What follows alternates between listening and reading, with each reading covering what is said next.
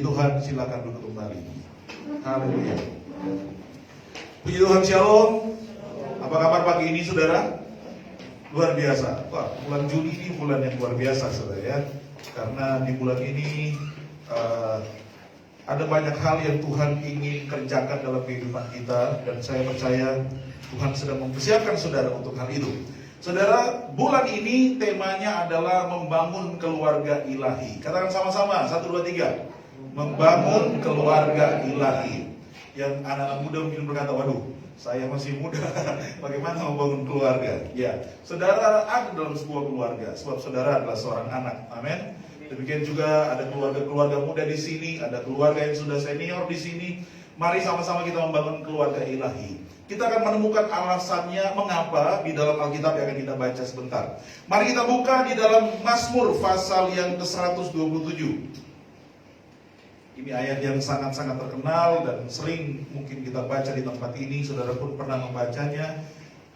Dan kalau belum pernah membaca, saatnya saudara membacanya. Mazmur 127, kita akan baca mulai ayat yang pertama sampai ayat yang kelima. Mazmur 127 ayat 1 sampai ayat yang kelima. Judul firman Tuhan adalah Berkat Tuhan Pangkal Selamat. Firman Tuhan berkata demikian, nyanyian ziarah Salomo. Jikalau bukan Tuhan yang membangun rumah, sia-sialah usaha orang membangunnya. Jikalau bukan Tuhan yang mengawal kota, sia-sialah pengawal berjaga-jaga. Sia-sialah kamu bangun pagi-pagi dan duduk-duduk sampai jauh malam, dan makan roti yang diperoleh dengan susah payah, sebab ia memberikannya kepada yang dicintainya pada waktu tidur. Sesungguhnya anak-anak lelaki adalah milik pusaka daripada Tuhan, dan buah kandungan adalah suatu upah. Seperti anak-anak panah di tangan pahlawan, demikianlah anak-anak pada masa muda. Berbahagialah orang yang telah membuat penuh tabung panahnya dengan semuanya itu. Ia tidak akan mendapat malu apabila ia berbicara dengan musuh-musuh di pintu gerbang. Katakan amin untuk firman Tuhan. Saudara, pada hari Jumat kemarin ada sahabat kita di tempat ini yang diberikan kesempatan untuk share firman di sini. Namanya Andrew, saudara, ya. Kalau saudara hadir pada hari Jumat atau saudara tidak hadir, saudara bisa melihatnya di live streaming. Saya sangat terkesan dengan kesaksiannya. Dia bersaksi, tidak apa-apa saya saksikan lagi sebab dia sudah menyaksikannya, bahwa dia berasal dari keluarga yang broken home. Pada tahun 2017, papa dan mamanya memutuskan untuk bercerai, saudara. Dan dia berkata bahwa dalam kehidupan keluarganya, dia merasakan banyak hal yang tidak baik, kekerasan yang terjadi, saudaraku, dalam keluarganya, dan sebagainya. Saudara yang dikasih oleh Tuhan Yesus Kristus, tapi waktu Andrew berbicara pada waktu itu, saudaraku, dia mengatakan bahwa, dan saya melihat bukti bahwa dia benar-benar bisa melewati semua itu adalah saat ini dia telah menulis 3 buah buku, saudara. Buku tentang pengembangan diri 2, kemudian ada sebuah novel yang dia tulis judulnya Broken, saudara. Saudara dikasih oleh Tuhan Yesus Kristus, Andrew masih mahasiswa semester berapa ya? Semester 5 kalau nggak salah, atau semester berapa. Dan saya melihat, wow, ini luar biasa loh, saudara. Seorang yang berasal dari keluarga yang broken tetapi bisa menghasilkan sesuatu. Pepatah mengatakan buah jatuh tidak jauh dari pohonnya. Artinya kelakuan orang tua kita tidak jauh beda dengan kita seringkali. Tetapi Andrew mematahkan pepatah itu, saudara ya. Kenapa? Karena ya berbanding terbalik apa yang terjadi dengan keluarganya dan apa yang ia hasilkan saat ini. Saya menemukan bahwa kalau pepatah Indonesia mengatakan buah jatuh tidak jauh dari pohonnya, bagaimana supaya buahnya jatuh jauh dari pohonnya, saudara? Harus ada seseorang yang datang memetik buah itu dan membawa dia pergi jauh-jauh dari pohonnya. Dan kabar baiknya, Yesus datang memetik saudara dari pohon yang tidak baik, kemudian membawa saudara jauh dari tempat saudara. Alkitab mengatakan bahwa kita ini adalah tunas zaitun cangkokan. Kita diambil dari zaitun liar, kemudian Tuhan cangkokkan di zaitun yang bagus, saudara. Seperti itu. Itulah hidup kita. Sehingga kalau orang berkata buah jatuh tidak jauh dari pohonnya, kita akan berkata tidak untuk saya. Amin.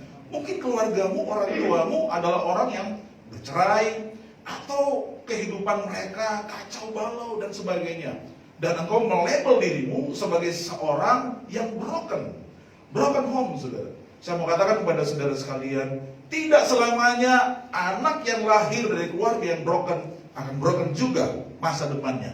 Saudara harus memutuskan, saudaraku, lingkaran setan tersebut. Dengan cara apa? Serahkan hidupmu kepada Tuhan. Percayalah bahwa Tuhan bisa memotong kehidupanmu itu dari yang broken, dan dia mencangkokkannya di sebuah tunas yang baru, di sebuah pohon yang baru, pokok yang baru, yang akan menghasilkan buah untuk kemuliaan nama Tuhan. Katakan amin. Nah, saudara yang dikasihi oleh Tuhan Yesus Kristus, penting buat kita untuk menjadi orang-orang yang mempersiapkan generasi yang baik untuk masa yang akan datang. Dan bagi anak muda, penting bagi saudara untuk menjadi generasi yang baik untuk kehidupan pada saat ini dan pada saat yang akan datang. Alkitab mengatakan, anak-anak pada masa muda itu seperti anak panah di tangan pahlawan. Katakan, anak panah di tangan pahlawan. Dan Alkitab mengatakan, berbahagialah mereka yang telah membuat penuh tabung panahnya. Saudara, orang itu tidak akan mendapat malu jika dia berdiri di pintu gerbang untuk menghadapi musuh-musuhnya. Saudara yang dikasihi oleh Tuhan Yesus Kristus, orang tua adalah pahlawan. Anak-anak adalah anak panah. Dan sebuah kota yang memiliki pintu gerbang akan selalu diserbu oleh musuh. Tetapi seseorang akan begitu berani berdiri di pintu gerbang kota karena dia yakin ada anak panah yang tajam di tabungnya. Saudara yang dikasihi oleh Tuhan Yesus Kristus, tapi sayang sekali banyak orang tua tidak menjadi pahlawan buat anak-anak. Walaupun demikian, saya mau katakan, Yesus telah datang ke dunia ini, dia adalah pahlawan yang gagah perkasa. Hari ini dia datang kepada kita semua untuk merampas saudara, merebut saudara dari tangan si jahat dan mengubah hidup saudara untuk menjadi anak panah yang tajam dalam tabung panahnya. Saya mau katakan kepada saudara, alasan Yesus untuk menjaga kota kita, menjaga bangsa kita, menjaga komunitas kita adalah ketika ada orang-orang atau ada generasi muda yang siap untuk menjadi anak panah di tangan Tuhan sebagai pahlawan. Tetapi Yesus pun mencari orang-orang tua yang mau menjadi perpanjangan tangannya Tuhan untuk menolong anak-anak panah ini. Dia adalah pahlawan kita yang agung. Orang-orang tua, engkau adalah pahlawan yang dipakai oleh Tuhan di tengah dunia ini untuk menajamkan setiap anak panah yang ada, yang dipercayakan kepada saudara. Firman Tuhan berkata bahwa anak-anak itu pertama adalah milik pusaka Tuhan. Katakan, milik pusaka Tuhan. Di sini ada beberapa keluarga yang masih muda yang sedang menantikan atau berdoa untuk mendapatkan keturunan. Seperti itu. Ada juga beberapa keluarga yang sudah memiliki beberapa anak. Ya, tidak lama lagi mungkin ada di antara kita yang sudah akan memiliki menantu dan memiliki cucu, saudara. Seperti itu. Saya, ya tidak lama lagi, mungkin anak saya sudah besar ya. Tidak lama lagi, apalagi anak saya perempuan ya. Tidak lama lagi mungkin ada yang akan datang ke rumah dan meminang dan berkata, Om, boleh saya bawa anak Om? Ya, seperti itu. Ya, tidak lama lagi.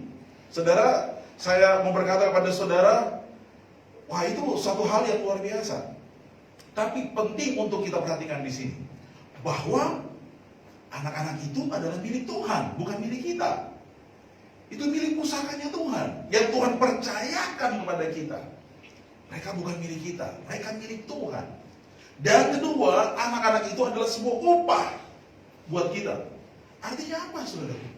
Ketika kita bersungguh-sungguh mengerjakan tanggung jawab kita, Tuhan akan menolong anak-anak kita, menjadikan mereka sebagai anak-anak yang tajam seperti anak panah di tangan pahlawan. Seperti itu. Tetapi bagaimana kita bisa melihat generasi seperti itu ada di dalam kehidupan kita, dalam keluarga kita? Yang pertama, dikatakan begini, kalau bukan Tuhan yang membangun rumah, sia-sialah orang yang membangunnya. Kalau bukan Tuhan yang mengawal kota, sia-sia orang pengawal berjaga-jaga. Sia-sia kamu bangun pagi-pagi, berjerih lelah, kemudian pada malam hari kamu duduk-duduk menikmati hasil dari jerih lelahmu. Sebab Tuhan memberikan berkat kepada yang dikasihinya pada waktu tidur. Saudara perhatikan di sini baik-baik.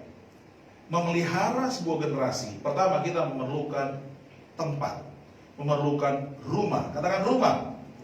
Kemudian kita membutuhkan keamanan atau perlindungan. Katakan perlindungan. Kemudian yang ketiga, kita membutuhkan, saudaraku, makanan, roti, atau apapun yang akan memenuhi atau mencukupkan kebutuhan generasi tersebut. Seperti itu. Kita membutuhkan semua itu. Kita membutuhkan rumah. Kita membutuhkan perlindungan. Kita membutuhkan makanan, roti. Karena itu, para orang tua harus bekerja untuk bisa memiliki tempat buat anak-anaknya. Para orang tua harus bekerja, harus menolong selalu anak-anak untuk tetap terjaga dan dilindungi. Bukan hanya sibuk kerja, tetapi mereka juga harus memelihara anak-anaknya, menjaga anak-anaknya. Sayang sekali ada banyak orang yang terlalu sibuk mencari uang. Dia lupa anaknya ada di mana. Dia sudah tidak tahu anaknya suka mana, saudaraku. Bergaul dengan siapa, dia tidak peduli lagi. Perhatikan di sini baik-baik. Anak-anak kita adalah milik Tuhan. Dan Tuhan berikan tanggung jawab kepada kita untuk menjaga mereka. Kita harus memberikan tempat buat mereka. Kita harus menyediakan perlindungan buat mereka.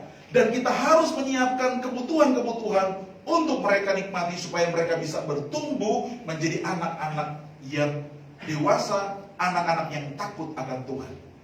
Mari kita bahas satu persatu. Pertama, rumah. Saudara dikasih Tuhan, rumah itu bukan sekedar bangunan. Bukan. Rumah bukan sekedar bangunan. Tetapi rumah harus menjadi tempat tinggal yang nyaman buat kita. Berapa banyak anak-anak tidak suka tinggal di rumah. Sukanya tidur di rumah teman, sukanya tidur di rumah kawan, sukanya tidur di rumah yang lain. Saudara, kenapa? Karena rumah tidak menjadi surga buat mereka, tapi menjadi neraka buat mereka. Ketemu papa yang suka marah, saudara. Anak saya berkata, saya juga suka marah, ya. Seperti itu. Saya berusaha untuk berubah setiap hari, ya. Karena kalau salah sedikit, suara saya bisa meninggi, saudara, ya. Seperti itu. Demikian juga, saudaraku, mungkin keluarga saudara, bagaimana rumah yang saudara sediakan buat anak-anak saudara? Mungkin ada ibu-ibu yang perlu mengurangi kata-katanya terhadap anak-anaknya. Ada bapak-bapak yang perlu menurunkan nadanya kepada anak-anaknya. Ada orang-orang yang perlu menyeimbangkan antara ketegasan dan kelembutan. Ada orang tua yang terlalu lembut, anaknya diizinkan semuanya. Tentunya anak-anak senang dengan orang tua seperti ini, ya. Lembut sekali ayah saya. Tidak pernah marah, tidak pernah itu. Saudara, tetapi kalau seperti itu, anak kita bisa jatuh ke lubang dan kita hanya tertawa, saudara. Oh, nggak apa-apa, nah. Saudara yang dikasih Tuhan, kita perlu menyeimbangkan antara ketegasan dan kelembutan. Ada orang tua, nggak ada lembut-lembutnya, keras sekali, tegas sekali, saudara. Ya, sehingga dari jauh motornya baru datang, saudaraku, anak-anak langsung siap sedia. Baru motor bunyi, wih, hadirat papa sudah terasa. Ayo, hitung 1, 2, 3, saudara, ya. Langsung siap semuanya, papanya masuk, ya. Pemeriksaan, laporan. Ya, seperti itu. Nah, saudaraku, tidak boleh seperti itu. Kenapa? Anak-anak kita membutuhkan sentuhan kita, membutuhkan belayan kita. Kemarin Gracia mengajar saya sebuah lagu, saudaraku. Saya lupa lagunya siapa itu. Yang terakhirnya kalau engkau lagi, saya lupa kata-katanya, engkau lagi galau dan sebagainya, bisa diatasi dengan sebuah pelukan, saudaraku. Saya berkata, iya ya. Ya, kita di suatu saat kita mengalami kekacauan dan kita hanya butuh sebenarnya orang yang mendengar kita dan memeluk kita. Siapa lagi yang bisa memeluk kita kalau di dalam rumah tangga tidak ada seorang ibu yang mau memeluk anaknya, tidak ada seorang ayah yang mau memeluk anaknya. Akhirnya anaknya cari pelukan di tempat yang lain, saudara. Ya, so itu pas datang, kenapa sore laki-laki mau di luar ini? Ya, laki-laki itu yang memeluk dia, saudara. Kenapa di sebuah tante-tante kemarin? Ya, tante-tante itu memeluk dia, saudara. Ya, kenapa? Karena mereka tidak merasakan pelukan di dalam rumah mereka. Seorang ayah, seorang ibu harus bisa memeluk anaknya, harus tahu bagaimana caranya memberikan kelembutan kepada mereka. Tetapi firman Tuhan juga berkata, saudaraku, di tangan kita pun harus ada rotan juga untuk mendisiplin mereka, supaya mereka tahu apa yang harus mereka lakukan. Mereka betul-betul terjaga. Jadilah rumah yang lembut sekaligus tegas. Jadilah rumah yang bisa memberikan kenyamanan dan keamanan, memberikan arah tujuan kepada anak-anak kita. Jangan anak-anak keluar rumah nggak tahu arahnya kemana, saudaraku. Dia keluar rumah, pokoknya dia ikut aja maunya teman, ikut aja maunya orang, saudaraku. Gak boleh. Kita harus menegaskan pada mereka, ini tidak boleh, ini boleh, saudaraku. Seperti itu. Sampai saatnya mereka bisa mengambil keputusan sendiri untuk melangkah ke arah mana mereka harus pergi. Anak-anak harus diajar taat di rumah. Seperti itu. Itulah rumah. Yang kedua, kalau saudara baca kitab Hagai, firman Tuhan berkata, mengapa engkau berkata bahwa belum saatnya kamu membangun rumah Tuhan, sedangkan kamu telah membangun rumah-rumahmu yang dipapani dengan baik, sedangkan rumah Tuhan menjadi reruntuhan. Saudara, saya mengatakan pada saudara, rumah juga berbicara tentang rumah Tuhan. Yesus waktu dia hilang pada usia 12 tahun, dia tidak hilang di mall, dia tidak hilang di pasar, dia tidak hilang di rumah teman. Yesus hilang dan ditemukan di dalam rumah Tuhan. Anak-anak harus tahu bahwa selain di rumah, mereka memiliki rumah, tempat tinggal bersama keluarga, mereka juga harus mengenal rumah Tuhan. Saudara, bawa anak-anakmu ke sekolah minggu, bawa anak-anakmu ke gereja, bawa anak-anakmu untuk tahu bahwa ada rumah Tuhan, tempat beribadah, di mana ada Tuhan di sana. Perkenalkan anak-anakmu kepada Tuhan. Saudara, sebab apa? Sebab itu sangat penting. Orang Israel, saudaraku, dan bahkan kalau kita baca Alkitab, ketika sebuah keluarga pergi ke sebuah tempat, yang mereka akan bangun, pertama adalah tembok yang mengelilingi kota tersebut. Mereka akan bangun kota dan membangun tembok. Tetapi yang pertama mereka akan membangun tempat penyembahan di kota itu. Supaya apa? Sebab mereka tahu bahwa setiap orang harus terhubung dengan Tuhan. Kita di tempat ini, saya mau katakan pada saudara, kita membutuhkan rumah Tuhan. Saudara, rumah Tuhan bukan gedung, tetapi rumah Tuhan adalah di mana di sana orang-orang bersekutu di dalam Yesus untuk mengenal Tuhan dan belajar firman Tuhan. Di tempat ini ada sekolah minggu. Di tempat ini ada gereja. Di tempat ini kita bersama-sama, saudaraku, dididik, diajar firman Tuhan. Karena itu, mari kita bangun rumah Tuhan dan membawa anak-anak kita ke rumah Tuhan. Amin. Bukan kebetulan, saudaraku, di tahun ini Tuhan menaruh di hati saya untuk kita akan mulai memikirkan dan mulai melangkah untuk membangun gereja, ya, tempat ibadah kita. Tempat ini masih kita pinjam, saudara. Dan Tuhan menaruh sebuah visi di hati saya bahwa kita bisa membangun dan memiliki tempat untuk beribadah. Saudara, dan saya mau tegaskan kepada saudara, dan saya juga akan terus memperingatkan diri saya sendiri sebagai gembala, bahwa ini bukan rumah saya, tetapi ini adalah tempat di mana saudara bisa membangun generasi, saudara bisa membangun keluarga, memperkenalkan setiap orang kepada Tuhan. Kita membutuhkan rumah Tuhan. Saudara, di tempat ini setiap minggu, ya, hampir setiap minggu selalu ada jiwa baru yang datang. Kalau saya tanya ada jiwa baru, ada selalu. Tapi saudaraku, ya, ruangan kita hanya begini saja. Dan jiwa baru tersebut pergi dan datang sesuka hati mereka. Ada yang tertanam, ada yang pergi. Karena kita tidak bisa menampungnya terlalu banyak. Ruangan kita tidak seberapa besar. Kemudian yang kedua, bukan hanya rumah tempat untuk kita pakai beribadah, Tetapi orang-orang yang mau bekerja dalam rumah itu dan melayani jiwa-jiwa, kita membutuhkannya. Amin. Rumah kita butuhkan. Rumah yang nyaman dan aman untuk kita tinggali. Kemudian rumah Tuhan. Yang kedua, penjagaan atau perlindungan. Saudara yang dikasihi oleh Tuhan Yesus Kristus, di tempat kita, di kota kita ada sebuah tempat yang dipakai untuk jadi menara doa kota. Di sana orang berdoa untuk supaya kota kita dijaga. Saudara dikasihi Tuhan, kita perlu perlindungan di kota ini. Kita perlu perlindungan. Itu untuk siapa sebenarnya? Itu untuk generasi kita, untuk anak-anak kita. Saya ingat saudara, waktu saya masih kecil, orang tua tidak begitu khawatir. Waktu liburan, hari libur, saya pagi-pagi pamit keluar rumah dan bermain dengan teman-teman, dan pulang sudah hampir siang untuk makan siang, kemudian pergi lagi, pulang sore hari.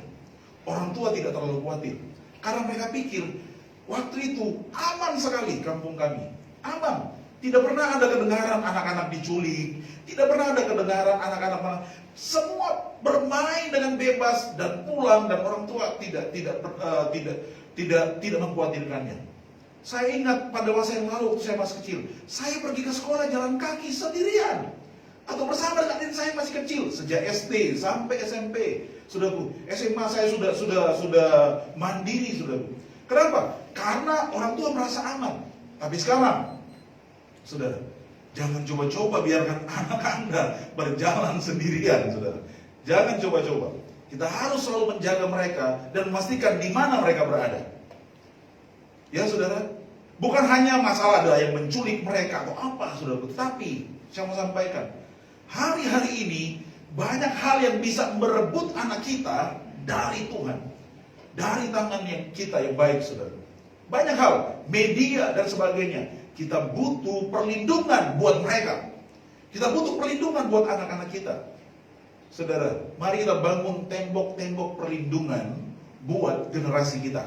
Amin, saudaraku. Buat bangun tembok perlindungan buat keluargamu, saudara. Kemudian berikutnya adalah sesuatu yang kita berikan kepada mereka untuk kebutuhan mereka. Firman Tuhan berkata bahwa kita harus bekerja, menghasilkan sesuatu supaya kita bisa memberi makan anak-anak kita, bisa memberi makan keluarga kita. Seperti itu. Dan mungkin ini saudara sudah melakukannya. Bahkan semua orang di dunia ini berusaha melakukannya. Mungkin hanya ada beberapa orang atau segelintir orang yang tidak melakukannya dengan baik. Tetapi walaupun saudara sudah melakukannya, saya ingin membawa saudara jauh lebih dalam atau melangkah lebih jauh daripada yang biasanya dilakukan oleh orang-orang dalam dunia ini. Alkitab mengatakan, kalau bukan Tuhan yang membangun, kalau bukan Tuhan yang menjaga, dan firman Tuhan berkata, kalau bukan berkat Tuhan yang diberikan kepada kita, maka sia-sia semua yang kita buat. Katakan, kalau bukan Tuhan. Artinya apa? Membangun atau menyediakan sebuah tempat buat anak-anak kita, tempat atau rumah yang bisa memberikan kelembutan, ketegasan, pemeliharaan untuk mereka, perlindungan untuk mereka, asupan gizi untuk mereka, dan memenuhi kebutuhan mereka. Itu harus kita lakukan selalu dengan mengandalkan Tuhan. Amin. Andalkan Tuhan, saudara. Andalkan Tuhan. Jangan pakai kekuatanmu. Jangan pakai hikmatmu saja. Andalkan Tuhan. Sebab kita mengatakan, sia-sia orang membangun rumah kalau bukan Tuhan membangunnya. Saudara mau menyediakan rumah yang nyaman, yang seperti sorga buat anak-anakmu, saudara harus mengandalkan Tuhan. Saudara harus minta Tuhan hadir dalam rumah saudara. Saudara dikasih Tuhan, orang Israel itu dibagi menurut keluarga, suku-sukunya. Dibagi per keluarga. Ada keluarga Ruben, Simon, Levi, Yehuda, Dan, Naftali, Gad, Asyer, Isakar, Sebulon, Yusuf, Benyamin. Dibagi mereka per keluarga. Dan ada satu keluarga, ada satu dari anak-anak Israel atau anak-anak Yakub yang kemudian tidak diberikan tanah warisan pembagian karena mereka harus disebar di semua keluarga tersebut. Saudara, waktu mereka masuk tanah Kanaan, Yosua langsung membagi-bagi tanah Kanaan untuk suku-suku Israel. Saudara, ada 12 bagian. Tetapi ada satu suku yang tidak diberikan bagian. Bagian mereka justru diberikan kepada Yusuf. Yusuf itu dapat 2, double porsi. Untuk Efraim dan untuk Manasye. Satu suku ini suku apa? Suku Lewi namanya. Suku Lewi itu harus disebar di setiap suku. Ada suku Lewi yang tinggal bersama dengan suku Yehuda. Ada suku Lewi yang tinggal bersama Ruben. Ada suku Lewi yang tinggal bersama Simeon. Ada suku Lewi yang tinggal bersama Isakar dan Yusuf, Benyamin, dan semuanya. Mereka harus tersebar. Dan ada yang tinggal di Yerusalem. Suku Lewi, dan ada satu yang tinggal, ada beberapa keluarga yang harus tinggal di kota Yerusalem untuk ada di Bait Allah. Kenapa mereka harus disebar? Alasannya adalah supaya setiap keluarga Israel dapat selalu mengingat Tuhan dan membuat mezbah untuk penyembahan kepada Tuhan. Supaya ada orang yang mengajar mereka firman. Seperti itu. Ya, supaya semua suku Israel diajar untuk mengandalkan Tuhan. Karena itu ada orang-orang yang disebar di semua keluarga untuk mengajar mereka. Saya mau katakan pada saudara sekalian yang ada di tempat ini, ya, sehancur apapun sebuah keluarga, saudara mungkin memiliki orang tua yang kehidupannya hancur, papa atau mama atau kakak atau adik. Tapi kalau ada orang yang mau mengambil tanggung jawab sebagai Lewi di situ, saya percaya ada harapan buat keluarga tersebut. Amin, saudara. Ada harapan buat keluarga tersebut. Tuhan bisa menolong keluarga kita. Amin. Saya ingat, saya lahir juga dari keluarga yang tidak terlalu baik. Ayah saya seorang suka sabung ayam, pemadat, rokok, saudaraku, suka minum, ya, dan juga ya waktu itu jarang masuk gereja dan sebagainya. Tapi saya melihat ketika mama saya mengambil tanggung jawab untuk berdoa bagi keluarga, ayah saya mulai berubah. Ketika saya sekolah Alkitab, tiap hari saya berdoa untuk papa saya, untuk keluarga saya, saudara, dan perubahan terjadi. Waktu saya pulang, saya lihat papa saya berdiri di mimbar dan berkhotbah, saudara. Wow, dia sudah tidak merokok lagi, dia sudah tidak minum lagi, saudara. Dia sudah pimpin beberapa kelompok, ada sebuah kelompok persekutuan di gereja. Dan saya percaya itu karena ada orang-orang yang mau menjadi Lewi dalam keluarga tersebut. Lewi adalah orang-orang yang membawa keluarga kepada Tuhan. Lewi tugasnya adalah sebagai imam yang menghubungkan Tuhan dengan setiap keluarga. Amin, saudara. Di kota Yerusalem ada Bait Allah. Di situ ada suku Lewi dan ada keturunan Harun yang menjadi imam besar di Bait Allah. Demikian juga dengan kita. Selain ada orang-orang di dalam keluarga kita yang berdoa untuk keluarga kita, kita membutuhkan rumah Tuhan di mana ada pelayanan di tempat ini yang akan menolong saudara. Doakan kami hamba Tuhan yang dikhususkan untuk melayani jemaat, saudara. Saya minta saudara mendoakan kami, mendukung kami dalam semua hal yang kami upayakan untuk pekerjaan Tuhan. Sebab apa? Sebab kalau rumah Tuhan jadi bagus, kalau rumah Tuhan bertumbuh, berkembang, saya mau katakan, rumah-rumah saudara akan diberkati oleh Tuhan. Amin. Akan diberkati oleh Tuhan. Saya kasih PR saudara nanti baca Hagai pasal 1 dan pasal 2. Baca di rumah. Terlalu panjang yang mau baca sekarang. Tentang bagaimana orang Israel diminta Tuhan untuk membangun rumah Tuhan. Supaya rumah mereka diberkati. Dan pekerjaan mereka diberkati oleh Tuhan. Katakan amin. Menjaga, saudaraku. Bagaimana kita bisa menjaga generasi kita sekarang? Mereka kemana-mana, kita tidak tahu apa yang masuk, apa yang lewat, apa yang mereka makan, apa yang mereka minum, apa yang mereka nikmati. Caranya adalah, jagalah keluargamu di dalam doa. Amin. Di dalam doa. Kemudian kedua, sampaikan firman kepada mereka. Seperti itu. Saya sering berbicara kepada anak-anak saya, kepada istri saya, bahwa kalian itu adalah jemaat Papa. Jemaat yang pertama itu kalian. Saya berkata pada istri saya sedang berbicara kepadamu, bukannya sebagai suami, tapi gembalamu. Gitu ya, gembalamu. Kepada anak saya juga begitu. Papa ini papa kalian, tapi papa juga gembala kalian. Saudara. Kadang-kadang karena papa, doa anggap enteng. Apa. Saudaraku. Tapi waktu saya bicara sebagai gembala, mereka harus dengar firman. Supaya mereka tahu ke arah mana mereka harus pergi. Amin, saudaraku. Jaga anak-anak kita dengan firman. Jangan orang tua kasih percayakan anak-anak kita dididik sama media. Biarkan mereka nonton sepanjang hari, game sepanjang hari, saudaraku. Dan kita sudah tidak sortir apa yang masuk ke pikiran mereka, saudaraku. Sangat-sangat berbahaya.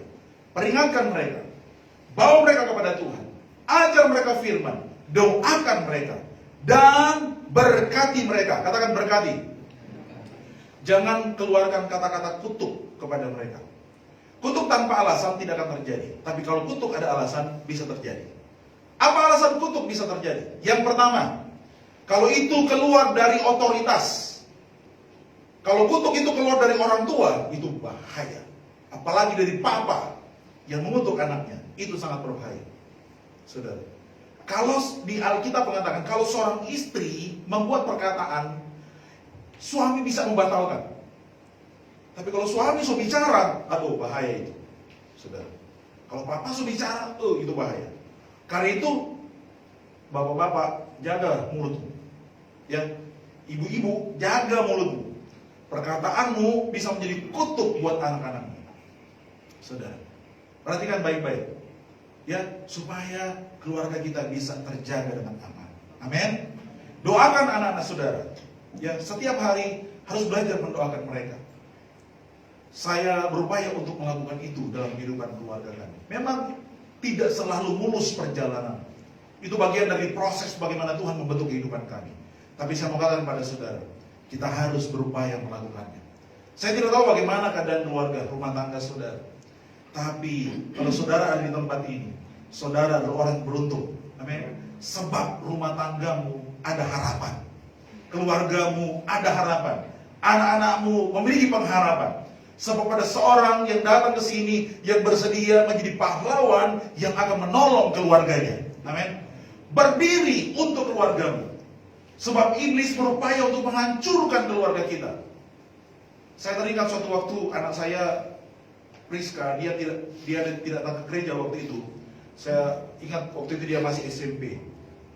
Waktu saya pulang, saudaraku, pagi-pagi saya pulang, saya lihat, wih, ini kenapa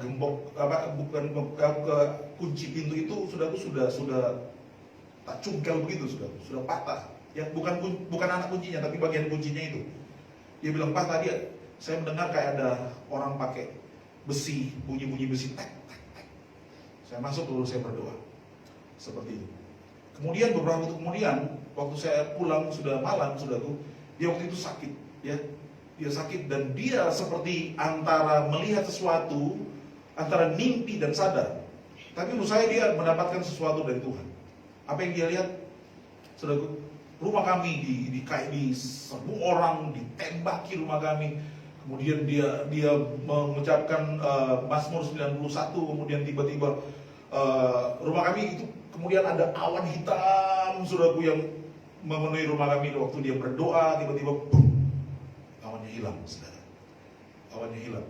Dan dia dapatkan sesuatu dari Tuhan, dapat ayat dari Tuhan. Dan saya berpikir, apa ini Tuhan? Saudara, Tuhan menaruh di hati saya bahwa Tuhan iblis sedang berupaya untuk menghancurkan rumah tangga kami, menghancurkan keluarga kami. Saya melewati beberapa pergumulan dalam kehidupan keluarga dan rumah tangga.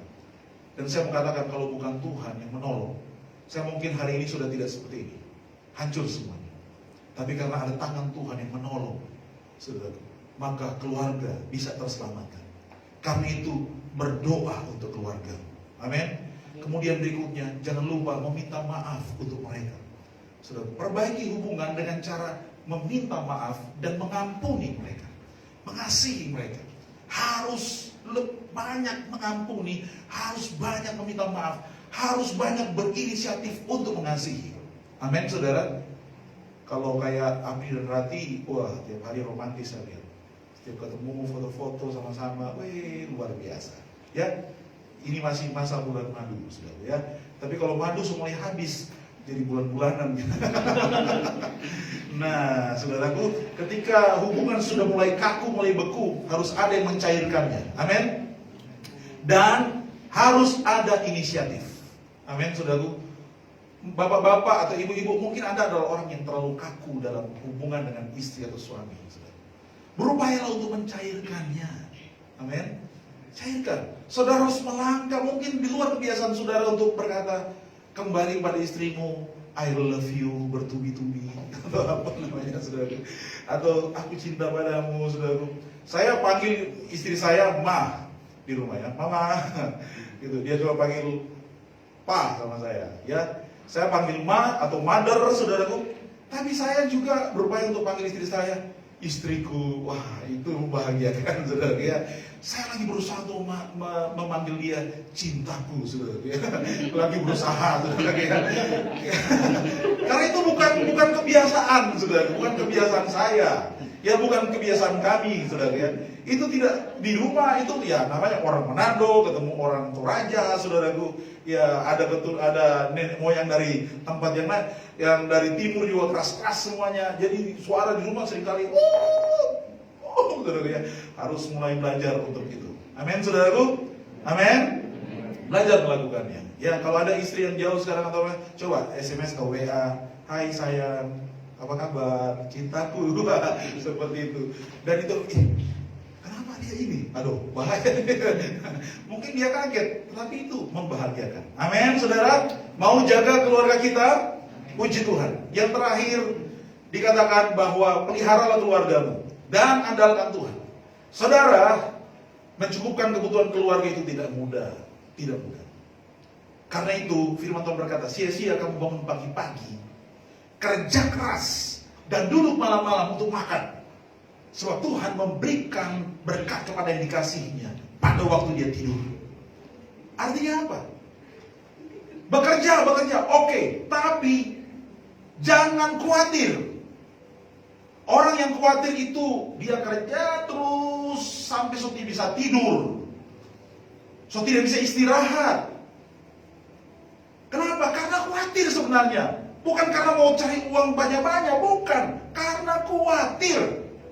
Kalau saya berhenti kerja ini, kalau saya istirahat, habis kita. Jangan berapa apa-apa, saudara. Apalagi tidak ada waktu untuk berdoa. Kalau jangan istirahat, bagaimana mau berdoa? Kalau tidak ada waktu untuk istirahat, bagaimana mau ke ibadah? Bagaimana mau ke rumah Tuhan? Tidak bisa lagi. Karena itu kita terjebak di dalam pengejaran akan uang. Itu menyusahkan diri saudara. Saya mau katakan, bekerjalah sesuai dengan waktu yang diberikan kepadamu. Jangan lupa istirahat supaya engkau punya waktu untuk berdoa, engkau punya waktu untuk beribadah. Sebab apa? Firman Tuhan berkata, berkat itu disediakan kepada orang yang mengasihi Tuhan dan yang dicintai oleh Tuhan. Pada waktu apa? Pada waktu tidur. Apa artinya tidur? Bukan saudara tidur-tiduran, bukan. Pada waktu saudara tidak khawatir dan berserah penuh kepada Tuhan. Tuhan, saya mau istirahat karena saya mau berdoa. Saya mau istirahat karena saya mau ibadah. Dan apa yang saya tidak bisa selesaikan hari ini, Tuhan selesaikan buat saya. Amin, saudara. Saudara, ibadah itu pengorbanan. Ibadah itu mezbah, tempat kita membakar sesuatu. Ibadah itu sama dengan korban. Katakan, ibadah adalah korban persembahan. Tapi banyak orang mengorbankan ibadah untuk pekerjaannya. Terbalik, saudara. Perhatikan, jangan korbankan ibadah. Justru ibadah itu pengorbanan. Amin. Dan korban yang kita persembahkan dalam ibadah kita diberkati oleh Tuhan. Korban apa? Waktu. Saudara mungkin harus kerja, tapi saudara, saya harus istirahat dulu supaya saya bisa berdoa sebentar.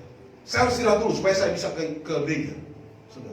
Saudara harus punya cukup waktu untuk beristirahat. Mau umur pendek, saudara?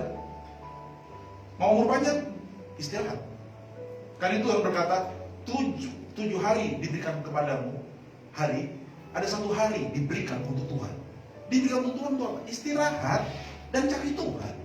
Amin. Amin, saudara. Dan kalau kau berusaha untuk melakukan itu, kau akan memperoleh upah dari Tuhan. Amin. Apa itu? Generasi muda, anak-anak yang diberkati dan menjadi alat Tuhan di pintu gerbang untuk mengalahkan musuh-musuh kita. Tepuk tangan bagi Tuhan Yesus Kristus. Mari tundukkan kepala, kita mau berdoa. Saya mengundang yang telah ditunjuk untuk perjamuan, memimpin perjamuan kudus bersama dengan saya, boleh maju ke depan. Tutup mata saudara, tundukkan kepala saudara. Hari ini saya telah berbicara kepada saudara tentang bagaimana membangun sebuah keluarga. Dan kita membutuhkan Tuhan untuk semua itu. Dengan perjamuan kudus kita akan selalu diingatkan. Ada Tuhan yang sudah berkorban buat kita, telah mencurahkan darahnya buat kita, telah memberikan tubuhnya untuk kita. Apapun kehancuran yang kau hadapi, engkau mungkin melabel dirimu sebagai seorang yang broken, keluarga yang broken, anak yang broken. Tapi saya mengatakan pada saudara, tubuh Yesus dipecah-pecahkan buat kita, supaya semua yang broken, yang hancur, dipulihkan kembali. Darah Yesus dicurahkan buat kita, supaya engkau mungkin berkata, saya berdarah-darah melewati pergumulan saya. Darah Yesus dicurahkan buat saudara, untuk membuat engkau sembuh dan pulih dari semua luka-lukamu. Karena itu hari ini datang kepada Tuhan Yesus. Andalkan Tuhan. Membangun sebuah keluarga, membangun generasi, saudara harus selalu mengandalkan Tuhan.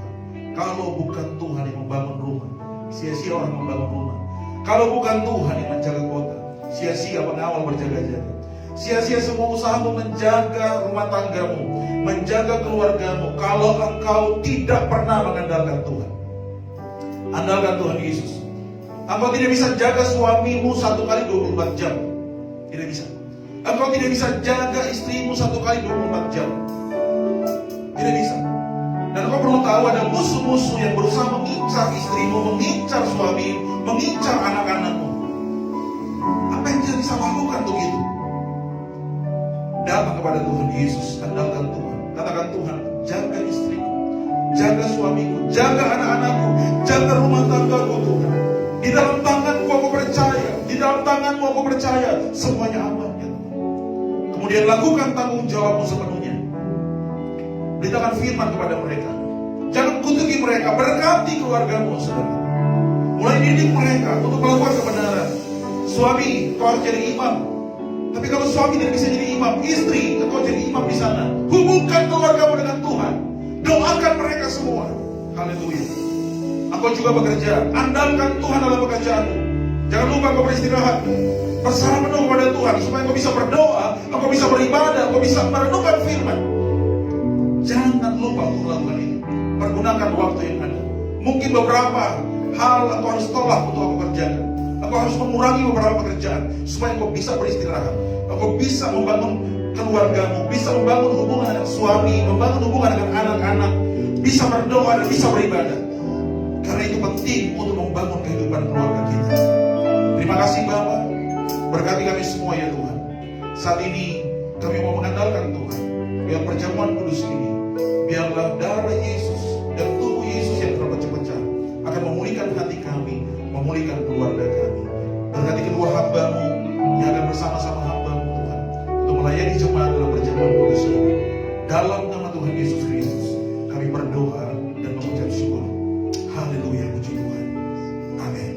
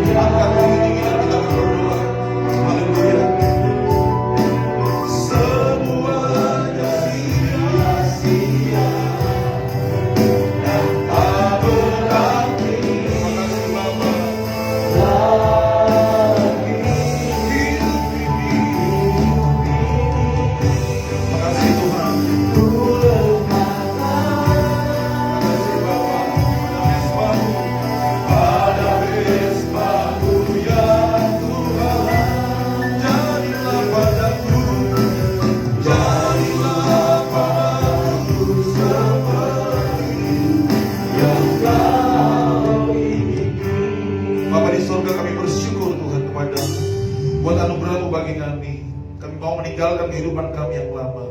Bahkan semua kehancuran, semua keretakan dalam hubungan dan sebagainya yang menimpa keluarga kami. Kami percaya semua akan dikuburkan bersama dengan Tuhan. Dan kami bangkit menjadi Tuhan pribadi yang baru, ciptaan yang baru. Bahkan keluarga kami pun akan dibaharui oleh Tuhan. Kami berdoa dalam nama Yesus, biarlah lewat persekutuan dengan tubuh dan darah kami boleh melihat mujizat Tuhan, campur tangan Tuhan bagi kami, bagi rumah tangga, bagi keluarga kami, dalam nama Tuhan Yesus Kristus. Kami bersyukur, kami akan menikmati perjamuan kudus. Haleluya. Amin. Saudara, angkat roti di tangan kanan saudara, dengarkan firman Tuhan. Sebab apa yang telah kuteruskan kepadamu, telah aku terima dari Tuhan, yaitu bahwa Tuhan Yesus pada malam waktu ia diserahkan, mengambil roti, dan sesudah itu ia mengucap syukur atasnya. Ia memecah-mecahkannya dan berkata, inilah tubuhku yang diserahkan bagi kamu. Perbuatlah ini menjadi peringatan akan aku. Mari kita makan bersama dengan iman. Percayalah Tuhan akan memulihkan kehidupanmu dan keluargamu dalam nama Yesus.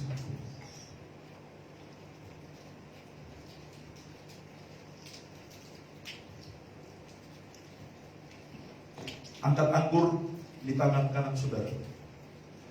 Dengarkan firman Tuhan. Demikian juga ia mengambil cawan sesudah makan, lalu berkata, cawan ini adalah perjanjian baru yang dimeteraikan oleh darahku. Perbuatlah ini setiap kali kamu minumnya menjadi peringatan akan aku.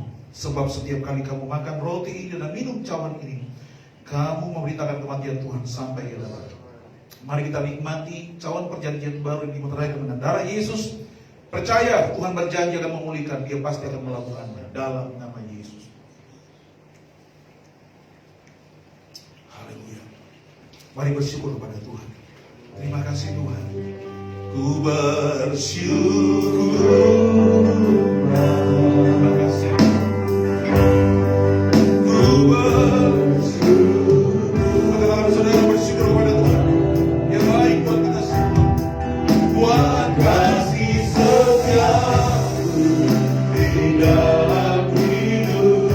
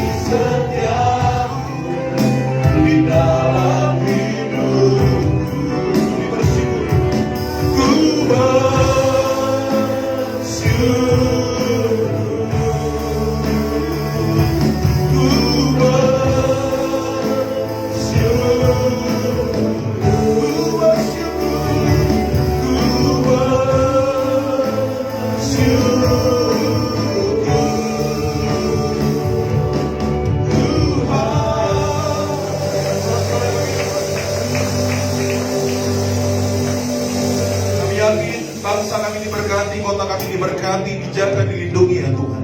Sebab ada anak-anak Tuhan yang bersedia, berkomitmen untuk menjadi pahlawan di tangan Tuhan. Dan Tuhan mengasah anak-anak panah, generasi baru untuk kehidupan yang akan datang, untuk rencana Tuhan di masa yang akan datang. Tuhan Yesus, terima kasih karena ada keluarga-keluarga yang dibentuk oleh Tuhan, keluarga-keluarga yang mengandalkan Tuhan untuk menyediakan rumah, menyediakan tempat, membangun rumah Tuhan. Ada keluarga-keluarga yang bersedia melindungi anak-anaknya, bersedia melindungi keluarganya. Ada generasi yang berdiri untuk orang tuanya, ada orang tua yang berdiri untuk anak-anaknya. Ada perlindungan, ada pertolongan Tuhan.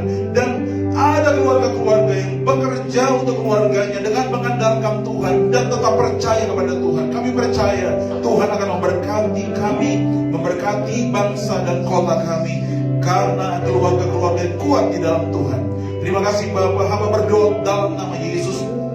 Jika ada yang sedang bergumul untuk rumah tangganya, ada yang sedang bergumul untuk orang tuanya, ada yang sedang bergumul untuk anak-anaknya, kami berdoa dalam nama Yesus, Tuhan akan menolong kami. Tuhan akan bekerja, Tuhan Yesus, untuk memulihkan keluarga kami dalam nama Tuhan Yesus Kristus. Bahkan ada orang-orang, ada keluarga-keluarga yang sedang bergumul dengan persoalan ekonomi, persoalan keuangan untuk mencukupkan kebutuhan keluarga dan rumah tangganya. Hamba berdoa dalam nama Yesus, terima kasih karena Tuhan mengajar kami untuk mengandalkan Tuhan dalam bekerja. Kami memiliki waktu istirahat, memiliki waktu untuk cari Tuhan, memiliki waktu untuk keluarga, memiliki waktu ya Tuhan untuk berdoa. Karena itu kami berdoa dalam nama Yesus. Tuhan memberkati setiap keluarga-keluarga dengan berkat yang melimpah-limpah. Cukupkan kebutuhan kami. Engkau menyediakan perlindungan, pertolongan, jalan keluar, sumber berkat bagi kami dalam nama Yesus. Terima kasih Bapa. Ajar kami memuliakan Tuhan dengan setiap penghasilan yang Tuhan berikan kepada kami. Sebab kami percaya berkat Tuhan yang menjadikan kaya. Usaha kami tidak akan sanggup menambahinya. Kekhawatiran kami tidak akan dapat menambah sehasta saja dari jalan hidup kami. Kami percaya ketika kami tidak khawatir mencari kerajaan Allah dan kebenarannya dalam kami melakukan pekerjaan kami yakin Tuhan akan menambahkan kepada kami apa yang kami perlukan. Terima kasih Bapa. Terpuji nama untuk selama-lamanya. Kami akan pulang ke rumah kami masing-masing. Berkat Tuhan menyertai umat-umat dalam nama Yesus. Angkatkan saudara, terima berkatnya. Tuhan memberkati engkau dan melindungi engkau. Tuhan menyinari engkau dengan wajahnya dan memberikan engkau kasih karunia. Tuhan menghadapkan wajahnya kepadamu dan memberikan engkau damai sejahtera. Pulanglah, bawalah berkat yang melimpah dari Bapa, dari Kristus Yesus Tuhan, dan dari Roh Kudus menyertai-mu hari ini sampai Tuhan Yesus kembali, bahkan sampai selama-lamanya. Diberkatilah kita sekalian dalam nama Tuhan Yesus Kristus. Haleluya. Semua yang diberkati katakan bersama saya. Amin.